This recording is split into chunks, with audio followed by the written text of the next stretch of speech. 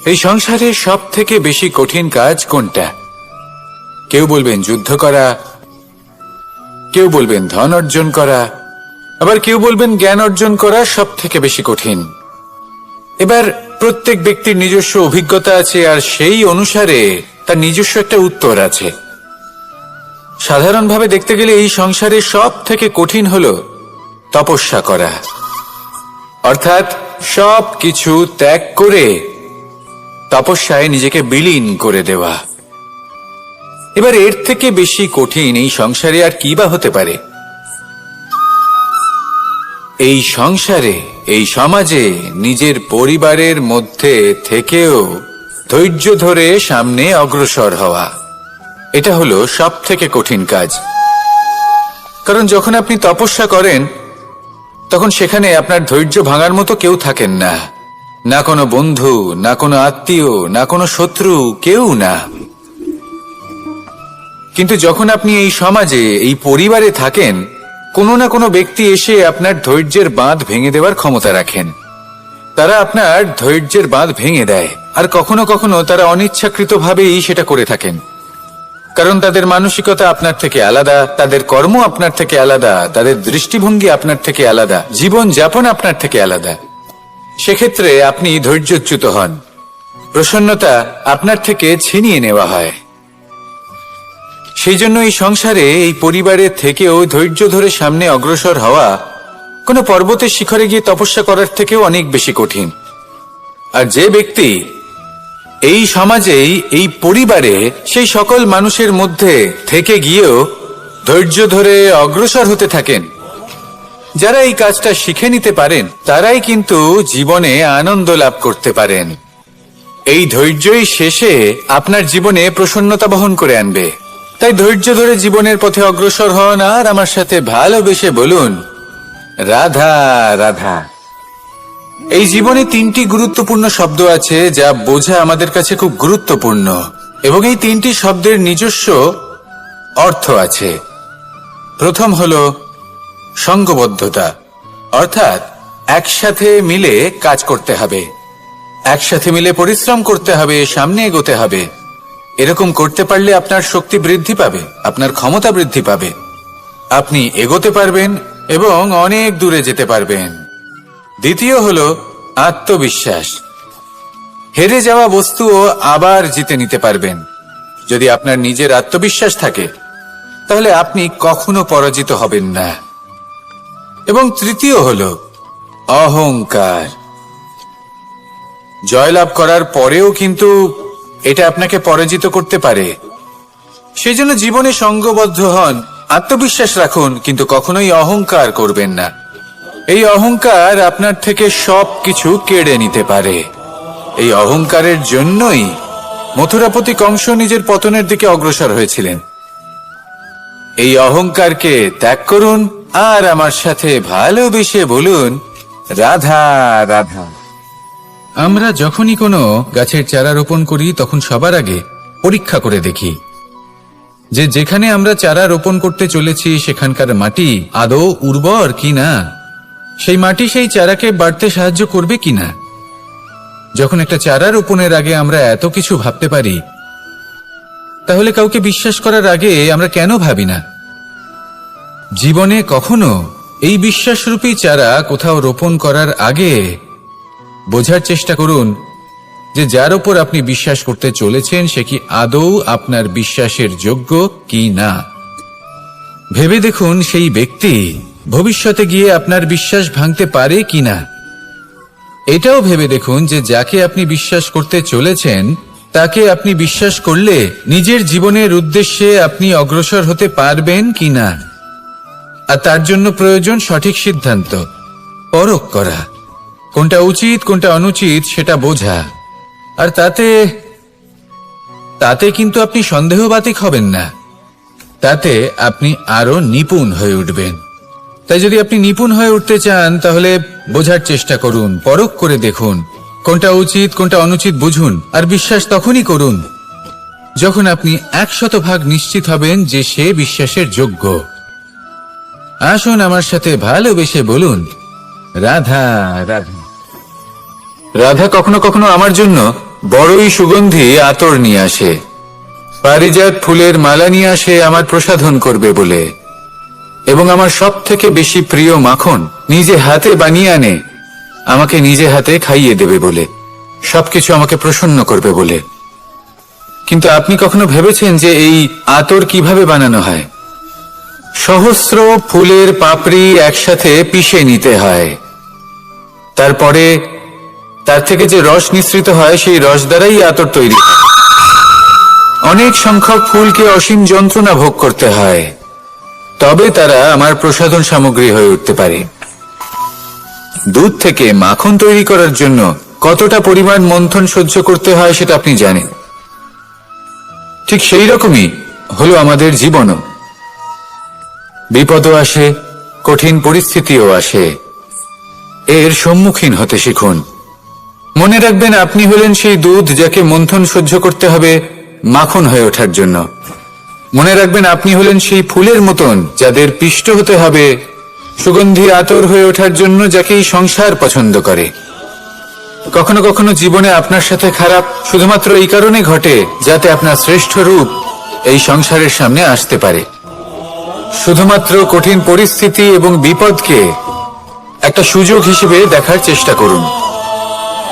আপনার জন্য এই সংসার বদলে যাবে, সংসারকে দেখার দৃষ্টিভঙ্গি পাল্টে যাবে, আপনার ভাগ্য পাল্টে যাবে, আর এই মন প্রসন্ন হয়ে বলবে রাধা রাধা।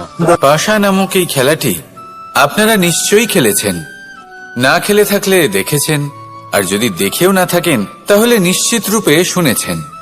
মহাভারতের এই মহাযুদ্ধ কোথাও না কোথাও এই পাশা নামক খেলার কারণে হয়েছিল। পাশার এই বিচিত্র খেলা, দান, এইসবের কারণে কেউ নিজের মাথায় রাজ মুকুট পরিধান করেছিলেন, আবার সেখানে পরাজিত হওয়ার জন্য কাউকে বনবাসও ভোগ করতে হয়েছিল। কিন্তু এই খেলা সমাপ্ত হওয়ার পরে সমস্ত ঘুঁটি আর এই পাশার ছক একই পুটলিতে স্থান পেল। এটাই হলো আমাদের জীবন। এই সংসারে আমরা জয় পরাজয়ের বিষয়ে এতটাই ভাবি, এত চিন্তা করি যে এই জীবনের খেলার আনন্দটাই উপভোগ করতে পারি না। আর অবশেষে কি হয়? কেউ জয়ী হন, কেউ পরাজিত হন, কিন্তু দুজনেই একই স্থানে পৌঁছে যান। প্রত্যেক ব্যক্তি মৃত্যুর পরে একটি নির্দিষ্ট স্থানেই পৌঁছতে বাধ্য, কিন্তু ততক্ষণ এই জীবন, এই খেলা, তার আনন্দ উপভোগ করুন। এই সংসারে সেই ব্যক্তি শ্রেষ্ঠ স্থানে পৌঁছতে পেরেছেন যিনি এই সংসারকে প্রকাশ প্রদান করেছেন, যিনি কখনো জয় পরাজয় এ বিষয়ে ভাবেননি, শুধু এই জীবনের খেলার আনন্দ উপভোগ করেছেন। এটাই আপনিও করুন, আর আমার সাথে ভালোবেসে বলুন রাধা রাধা। প্রত্যেক মানুষ নিজের জীবনে দুঃখ অনুভব করেন। প্রত্যেকের দুঃখ আলাদা হতে পারে। কারোর মনে এই দুঃখ থাকে যে সে তার বাবা মায়ের সব ইচ্ছে পূরণ করতে পারেননি। কেউ এটা ভেবে দুঃখ পান যে সে চিরকাল সদাচার করেছেন, সৎকর্ম করেছেন, কিন্তু তাও তাকে দুরাচারী বলে মনে করা হয়। কেউ এটা ভেবেও দুঃখ পান যে তার সামনে যে ব্যক্তি রয়েছেন তার চোখে তিনি শত্রু হয়ে উঠেছেন বা দুষ্ট হয়ে উঠেছেন, যেখানে তিনি হয়তো কোনো অনুচিত কাজই করেননি। এবার এই সমস্ত বিষয় নিয়ে ভেবে নিজের ব্যক্তিত্ব নিয়ে সন্দেহ প্রকাশ করবেন না। যদি নিজের ব্যক্তিত্ব নিয়ে কোনো সন্দেহ থেকে থাকে তাহলে কর্ম সংক্রান্ত প্রশ্ন করুন যে আপনি যা করেছেন তাতে কি উচিত ছিল, কি অনুচিত ছিল। যেটা প্রয়োজন সেটা এটা বোঝার যে আপনার অন্তর্মন, আপনার বিবেক আপনাকে কি বলছে, আর আপনার অন্তর্মন আর আপনার বিবেক আপনাকে যেটা করতে বলবে শুধু সেটাই করুন। আর তারপরে এই সংসার কি বলবে, কি ভাববে সেসব নিয়ে ভাবতে যাবেন না, কারণ এই সংসার তো ঈশ্বরকেও প্রশ্ন করে থাকে, ঈশ্বরকেও দোষী মনে করে। কখনো কখনো যখন কোনো ঘটনা মানুষের ইচ্ছা অনুযায়ী ঘটে না, তখন মানুষ এটা বলে যে হে ঈশ্বর, আপনি আমার পাশে থাকলেন না, আপনি বড়ই কঠোর, এটা আপনার দোষ। যেখানে বেশিরভাগ সময় হয়তো সে নিজেই নিজের কর্মফল ভোগ করছে, আর কখনো কখনো ঈশ্বর হয়তো তার জন্য আরো ভালো কোনো পরিকল্পনা করে রেখেছেন, কিন্তু মানুষ সেটা বুঝতে পারে না। তাই দিনের শেষে যেটা প্রয়োজন সেটা হলো নিজের মনের কথা বুঝতে হবে আপনার বিবেক কি বলছে শুধু সেটাই করুন আর সামনে এগোতে থাকুন। আমার সাথে ভালোবেসে বলুন, রাধা রাধা। পরিবর্তন, এটা হলো সৃষ্টির অমূল্য নিয়ম। এই সংসারে সবকিছু সময়ান্তরে পরিবর্তিত হয়, এই সময়ও পরিবর্তিত হয়। পরিবর্তন চিরকাল হয়ে এসেছে আর চিরকাল হতে থাকবে, কিন্তু এবার আমরা সেই পরিবর্তন কিভাবে লাভ করব যেটা আমাদের প্রয়োজন, যেটা আমরা চাই। আমরা জীবনে বিকাশ চাই। এই বিকাশ কিভাবে লাভ করতে পারি? এই প্রকৃতি কিন্তু আমাদের অত্যন্ত উত্তম উদাহরণ দিয়ে বুঝিয়েছে। একটি বিন্দুর উদাহরণ দিয়েছে যা ভবিষ্যতে একটা বিশাল নদীর আকার ধারণ করে। এটা কিভাবে হয়? মেঘ থেকে একটি বিন্দু ঝরে পড়ে সেই পর্বতের ওপর যেখানে হিম আছে। সেই হিমের সংস্পর্শে আসা মাত্র সেই বিন্দুর সাথে আরো বেশ কিছু বিন্দু যুক্ত হয়। তারপর তারা অগ্রসর হয়, আরো কিছু বিন্দু যুক্ত হয়, আস্তে আস্তে একটা ক্ষীণ ধারার রূপ ধারণ করে এবং সেটাই ভবিষ্যতে আরো এগোতে থাকে। অনেকটা যাওয়ার পর যখন অনেক সংখ্যক বিন্দু একসাথে যুক্ত হয় তখন সেটা বিশাল নদীর আকার ধারণ করে। এবার আমরা মানুষ বলে আমাদের সাথে এই নিয়মের অন্যথা হয় তা নয়। আমরাও এই প্রকৃতির অংশ, আমাদের ক্ষেত্রেও একই নিয়ম প্রযোজ্য। যখন পরিশ্রম করে অনেক সংখ্যক বিন্দু আমরা একত্রিত করব তখনই পরিবর্তনের নদী প্রবাহিত হবে। প্রয়োজন হল নিরন্তর পরিশ্রম করা এবং ধৈর্য ধরা। এটা করতে থাকুন, জীবনে সবকিছু লাভ করতে পারবেন, কারণ প্রকৃতি আমাদের এটাই শিখিয়েছে। আর আমরা এই ব্রহ্মরই একটি অংশ, যার দ্বারা এই ব্রহ্মাণ্ড নির্মিত। আসুন আমার সাথে ভালোবেসে বলুন, রাধা রাধা। কখনো এই প্রকৃতির দিকে তাকিয়ে থাকবেন। এই প্রকৃতি অনেক ধরনের শিক্ষা দেয়। কোন একটা গাছকে দেখুন কিভাবে সে মাটি থেকে জল শুষে নেয়। সে ঝড় হোক বা হোক কড়া রোদ সব সহ্য করে এবং অবশেষে সে ফল ধারণ করে। আর সেই ফল উৎপন্ন করার পরে সে ফল কিন্তু সে নিজে গ্রহণ করে না, এই সংসারকে প্রদান করে, যাতে পশু পাখি মানুষ তারা এই ফল গ্রহণ করে শক্তিশালী হয়ে উঠতে পারে, সুস্থ থাকতে পারে। সেভাবেই নদী, সরোবর এরা নিজেরাও কিন্তু নিজেদের জল গ্রহণ করে না, মাটিকে প্রদান করে, পশু পাখিকে প্রদান করে। সূর্য নিজেও নিজের জন্য প্রজ্বলিত হয় না, সে প্রকাশ ছড়িয়ে দিতে চায় আমাদের সবার কাছে, সে আলো পৌঁছে দিতে চায়। এই প্রত্যেকের কর্মে পরমার্থ নিহিত আছে, আর সেই জন্যই এদের সকলকে পুজো করা হয়। তাই মনে রাখবেন, আপনার কাছে জীবন যাপনের অতিরিক্ত যা কিছুই আছে তা পরমার্থের জন্য। তাহলে তার সদ্ব্যবহার করুন আর আমার সাথে ভালোবেসে বলুন, রাধা রাধা। আমরা প্রত্যেকেই অবশ্যই এমন সময় দেখেছি যখন অনেকগুলো সমস্যা একসাথে আমাদের জীবনে এসে পড়ে। সমস্যা আমাদের প্রত্যেকের জীবনেই থাকে।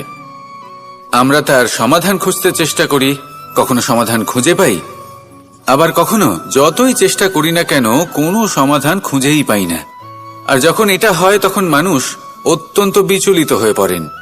নিজের আত্মীয় স্বজন, নিজের বন্ধু বা সংসার এদের ওপরে এই দোষ চাপিয়ে দেন যে এদের জন্যই এই সমস্যা এসেছে। এবার যদি আমি আপনাকে কোনো পরামর্শ দিই তাহলে এটাই বলবো যে দৃষ্টিভঙ্গি পাল্টে দেখুন। এই দৃষ্টিভঙ্গি দিয়ে দেখুন যে এই সংসারে যে সমস্যায় আসুক না কেন তার জন্য কেউ দোষী নয়, না আপনি না অন্য কেউ। এই পুরো খেলাটাই আপনার মানসিকতা, আপনার দৃষ্টিভঙ্গির, আপনার মনের। কিভাবে বোঝাচ্ছি? যখন আমাদের মন শক্ত থাকে তখন কঠিন থেকে কঠিনতর পরিস্থিতিও আমাদের জীবনে খুব বেশি হলে প্রতিস্পর্ধা হয়ে থেকে যায়। সেখানে যদি আমাদের মন দুর্বল থাকে তখন অল্প কঠিন পরিস্থিতিও আমাদের কাছে খুব বড় সমস্যা হয়ে যায়, তাই না? একটা শক্ত মন কঠিন পরিস্থিতিকে প্রতিস্পর্ধা হিসেবে দেখে আর তার মধ্যেও একটা সুযোগ খুঁজে নেয়। আমাদের শুধু এটাই করতে হবে। এই সংসারে অন্য কাউকে দোষী মনে করলে আপনার সমস্যা দূর হয়ে যাবে না। সেই জন্য এই সংসারকে দোষ দেওয়ার বদলে এই সমস্যার মূলে চলে যান, সেটাকে বুঝুন, নিজের এই মনকে শক্ত করে তুলুন। যদি আপনার মন শক্তিশালী হয় তাহলে এই সংসারে অনেক বড় বড় কঠিন থেকে কঠিনতর পরিস্থিতিও যদি আসে, আপনার জীবনে যতই বড় বড় সমস্যা আসুক না কেন আপনার লক্ষ্য লাভে বাধা দিতে পারবে না। আসুন আমার সাথে ভালোবেসে বলুন, রাধা রাধা। আমরা সবাই পাথর দেখেছি, পর্বতও দেখেছি, শুকনো পাতাও দেখেছি, শ্যামল বনানীও দেখেছি। কখনো ভেবেছেন পাথরের অস্তিত্ব কিন্তু ততক্ষণ পর্যন্ত যতক্ষণ সে পর্বতের গায়ে আটকে থাকে। যখন সেই পর্বত থেকে সেই পাথর ভিন্ন হয়ে যায় ও নিজের অস্তিত্ব হারিয়ে ফেলে। আস্তে আস্তে কখনো পাথর কেটে বা কখনো পিষ্ট হয়ে সেই পাথর আস্তে আস্তে মাটিতে পরিণত হয় এবং পূর্ণরূপে নিজের অস্তিত্ব হারিয়ে ফেলে। এটাই পাতার সাথেও হয়। এই পাতা যতক্ষণ গাছের ডালের সাথে যুক্ত ততক্ষণ তার অস্তিত্ব থাকে। যখনই ডাল থেকে বিচ্ছিন্ন হয় সেও নিজের অস্তিত্ব হারিয়ে ফেলে। আর এটাই আমাদের সাথেও হয়। যতক্ষণ আমরা নিজেদের আপনজনের সাথে যুক্ত থাকি আমাদের অস্তিত্ব বজায় থাকে। যখন আপনজনদের সাথে সম্পর্ক ছিন্ন করি তখন আমরাও আমাদের অস্তিত্ব হারিয়ে ফেলি। এবার এই সংসারের প্রত্যেক ব্যক্তি স্বতন্ত্র থাকতে চান, আর অনেক ব্যক্তি স্বতন্ত্র থাকবেন বলে আপনজনদের দূরে করে দেন আর তাদের সাথে এই সম্পর্ক ছিন্ন করেন। এটা কি সত্যি প্রয়োজন? আপনজনদের সাথে সম্পর্ক ছিন্ন করে নিজের অস্তিত্ব হারিয়ে ফেলা প্রয়োজনীয়, নাকি আপনজনদের সাথে সম্পর্ক বজায় রেখে নিজেদের স্বতন্ত্র করে রাখা সেটা আবশ্যক? নির্বাচন আপনারই। আসুন আমার সাথে ভালোবেসে বলুন, রাধা রাধা। আপনি কি কখনো নৌকা যাত্রা করেছেন? করে না থাকলেও নিশ্চয়ই দেখেছেন যে এই জল যা নিজের অন্তরে সব কিছু সমাহিত করে নিতে পারে, এই নৌকা সেই জলের ওপরেই ভেসে থাকে। নদীর স্রোত কাটিয়ে সে সামনে অগ্রসর হয়। কিন্তু যদি এই নৌকায় কোনো ছিদ্র হয় তাহলে কিন্তু সেই নৌকা ডুবে যাবে। আর এতে কোনো তফাৎ হবে না যে সেই ছিদ্র ছোট নাকি বড়, নৌকা ডুবে যাবে। এই ছিদ্র হলো আমাদের জীবনে আমাদের অপগুণ, আমাদের দোষ, আমাদের বিকার। কখনো এটা ভাববেন না যে এই দোষ খুবই ছোট, এতে কিছুই যাবে আসবে না। না, সেই ছোট দোষ, সেই ছোট বিকার যদি সেটাকে শুধরে না নেন তাহলে সেটা আপনাকে আপনার পতনের দিকে নিয়ে যাবে। শেষ পর্যন্ত এটা আপনার উপর নির্ভরশীল যে আপনি কি চান। আপনার জীবনের এই নৌকা এভাবেই ডুবে যেতে দেখবেন, নাকি নিজেকে শুধরে নিয়ে সেই নৌকার সেই ছিদ্রটাকে ভরিয়ে তুলতে চাইবেন? নির্বাচন আপনার। আসুন আমার সাথে ভালোবেসে বলুন, রাধা রাধা। জল, জলই পৃথিবীতে বেঁচে থাকার জন্য আবশ্যক তো বটেই, কিন্তু এই জল আমাদের একটা অত্যন্ত গুরুত্বপূর্ণ শিক্ষা প্রদান করে। কখনো এই জলকে দেখেছেন? যে পরিস্থিতিতেই এই জল প্রবাহিত হোক না কেন, এর উপর যা কিছুই প্রভাব থাকুক না কেন, এর পথে যতই বাধা আসুক না কেন, তার মধ্যে থেকে ও নিজের পথ ঠিক বের করে নেয়, কিন্তু নিজের প্রবাহ থামতে দেয় না, ক্রমাগত অগ্রসর হতে থাকে। সেরকমই একটা শিক্ষা যেটা আমরা জল থেকে পেয়ে থাকি তা হলো এটা, আমরা যখন জলের দিকে তাকাই তখন আমরা নিজের প্রতিবিম্ব দেখি, স্পষ্টভাবে দেখতে পাই। কিন্তু তখনই দেখতে পাই যখন এই জল শান্ত থাকে, স্থির থাকে। যদি এই জল অশান্ত হয়ে থাকে, স্থির না হয়, তাহলে আমরা এতে নিজের প্রতিবিম্ব দেখতে পাই না। এটাই আমাদের মনের সাথেও হয়ে থাকে। যখনই জীবনে কোনো সংকট আসে, যদি আমরা শান্ত মনে, স্থির মনে সিদ্ধান্ত নিই, তাহলে সেটা এমন একটা শীতল সিদ্ধান্ত হবে যেটা আমাদের ভবিষ্যৎকে একটা শ্রেষ্ঠ স্থানে নিয়ে যাবে। যদি এই মন অশান্ত হয়, বিচলিত হয়, পীড়িত হয়, দুঃখিত হয়ে থাকে, রুষ্ট হয়ে থাকে, তাহলে অনেক সময় আমরা এমন সিদ্ধান্ত নিই যেটা আমাদের জন্য অনুচিত প্রমাণিত হয়। যখন আপনি ক্রুদ্ধ ছিলেন বা দুঃখের বশে ছিলেন, তখন অনেক সময় হয়তো এমন সিদ্ধান্ত নিয়েছেন যেটার জন্য ভবিষ্যতে আপনি অনুশোচনা করেছেন। এবার দেখুন, এই আবেগগুলো থেকে আমরা পালাতে পারবো না, কিন্তু এই আবেগগুলো আপনার উপর কতটা প্রভাব ফেলবে সেটা আমরা অবশ্যই ঠিক করতে পারি। এই মনকে আমরা নিয়ন্ত্রণ করতে পারি। এটাই করুন, চিন্তা করুন, এই মনকে শান্ত রাখুন, স্থির হতে চেষ্টা করুন, আর তারপরে সিদ্ধান্ত নিন। আসুন আমার সাথে ভালোবেসে বলুন, রাধা রাধা। এই সংসারে ভৌতিক বস্তুরও নিয়তি আছে। যারাই এই সংসারে আসে বা উৎপন্ন হয়, তারা কিছুমাত্র সময় পর্যন্তই এখানে থাকতে পারে, আর তারপরে সেও লুপ্ত হয়ে যায়, অর্থাৎ সে নিজেও এই পঞ্চমহাভূতে সমাহিত হয়ে যায়। আমাদের সাথেও ঠিক এটাই হয়।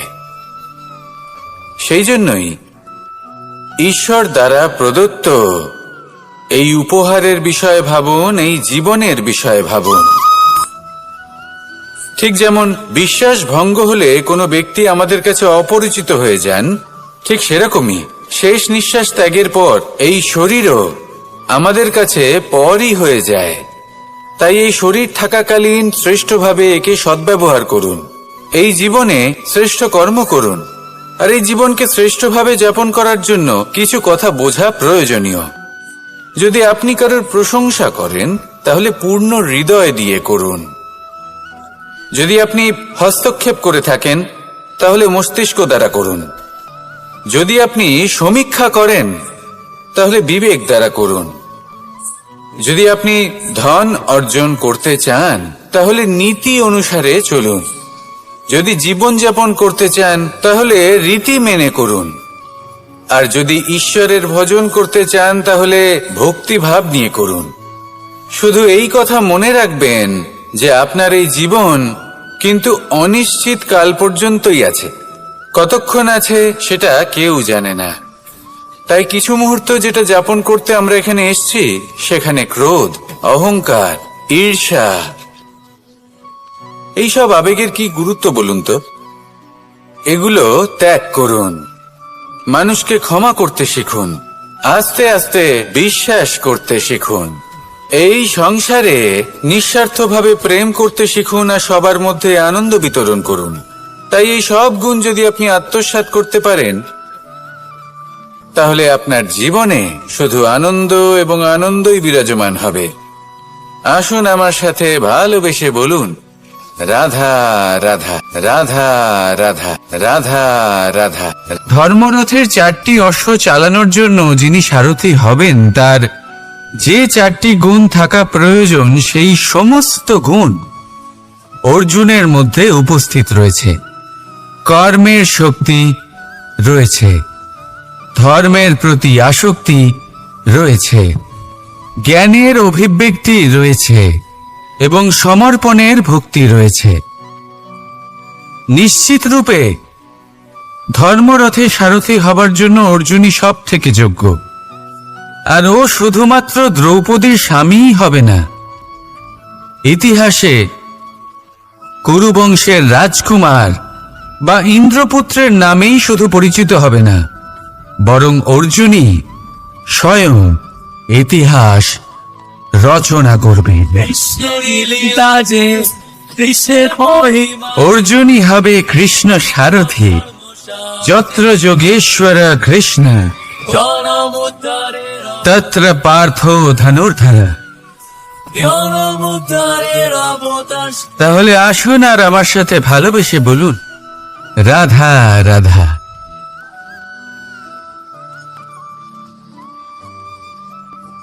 আপনার কি মনে হয় আমি কি করছি?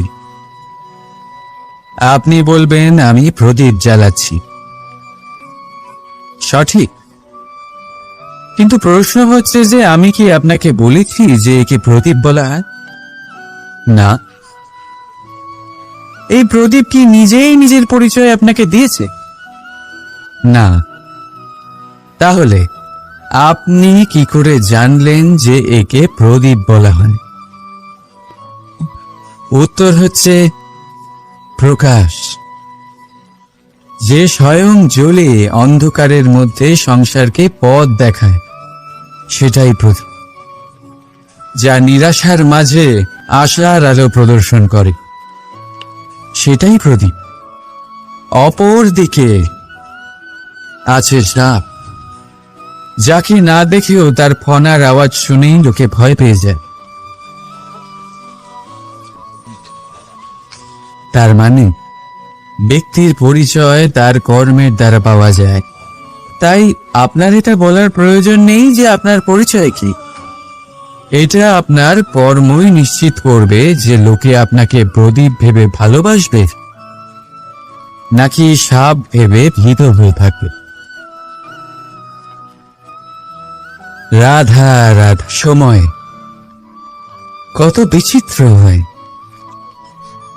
সময় আমাদের পক্ষে থাকলে আমরা নিজেদের রাজা মনে করে নিই, আর সেই সময় যদি বিপক্ষে চলে যায় তাহলে নিঃস্ব হতে সময় লাগে না। তাই মানুষের একটা অভ্যেস আছে, খারাপ সময়ের জন্য কিছু সঞ্চয় করা। আত্মীয়, বন্ধু খারাপ সময় পাশ থেকে সরে যায়। যশ, মান প্রতিকূল সময় চিরস্থায়ী হয় না। তাই মানুষ মনে করে অর্থ সঞ্চয় করাই শ্রেয়।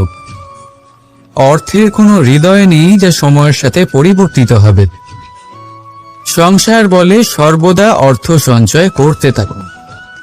খারাপ সময় অবশ্যই কাজে লাগবে, কিন্তু আমি বলবো শুভ কর্ম করতে থাকুন, আনন্দে থাকুন, নিজের ওপর আর ঈশ্বরের ওপরে বিশ্বাস রাখুন।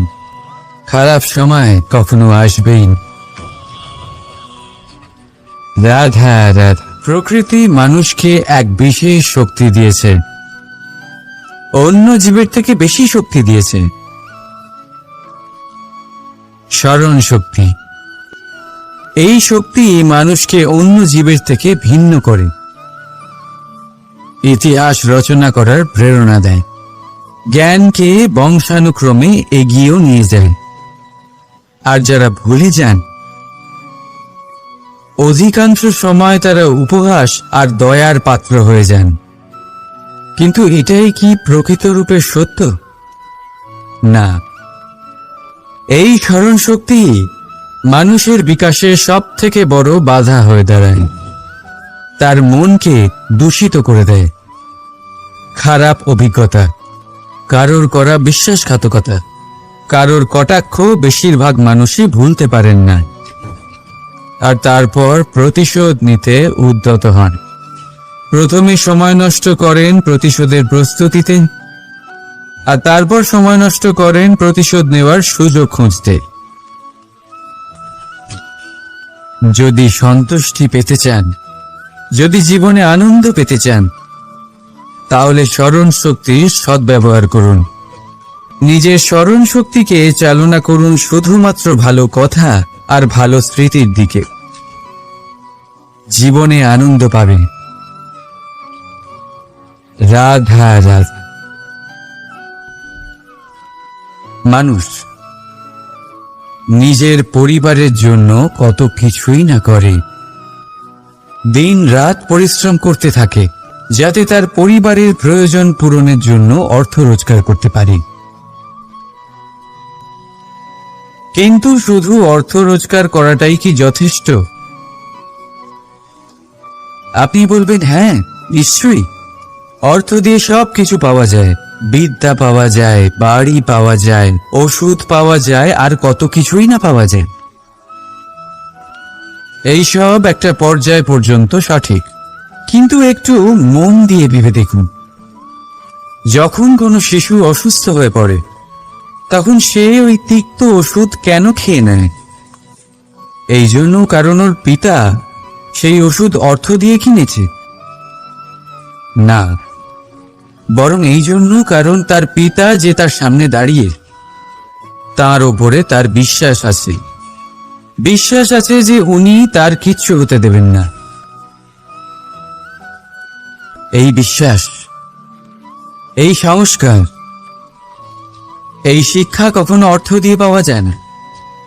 এইটা পাওয়া যায় সেই সময় থেকে যা মাতা পিতা তাদের সন্তানের সাথে কাটিয়েছেন। তাই জীবনে অর্থ অবশ্যই উপার্জন করুন, কিন্তু নিজের পরিবারকেও সময় দিন, আনন্দ পাবে।